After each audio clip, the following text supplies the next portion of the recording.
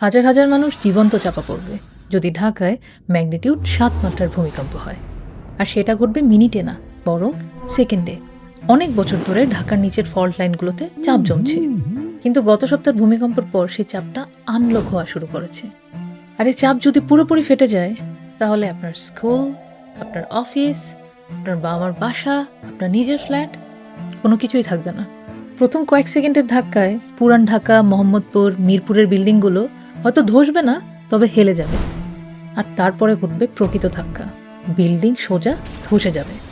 Gas line ফেটে মুহূর্তের মধ্যেই আগুন লেগে যাবে।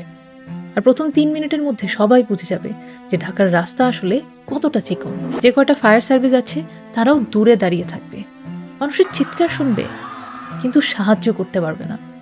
আর এভাবেই কেটে যাবে প্রথম ১০ মিনিট। মোবাইলের নেটওয়ার্ক ডেড, আপনার প্রিয়জনকে পাঠানো মেসেজটা হয়তো আর কখনো পাঠানোই হবে না। যে হসপিটালগুলো এরপরেও দাঁড়িয়ে থাকবে না, সেখানে থাকবে কোনো লোক, ইলেকট্রিসিটি আর ইকুইপমেন্ট। হাজার হাজার মানুষ চাপা পড়বে মাটির নিচে।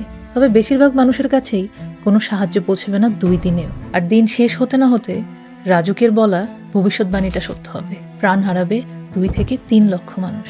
ঢাকা প্রস্তুত না, এটা আমরা সবাই জানি। তবে একটা ম্যাগনিটিউড ৭ মাত্রার ভূমিকম্প একটা সত্য আমাদের সবার সামনে দাঁড় করিয়ে দিবে। আর সেটা হচ্ছে, এই শহরটা দাঁড়িয়ে আছে কিসের উপর? না ইঞ্জিনিয়ারিং, না বিল্ডিং কোড, না সেফটি। আসলে দাঁড়িয়ে আছে আশার উপর। তবে আশা দিয়ে তো আর কংক্রিট ধরে রাখা যায় না।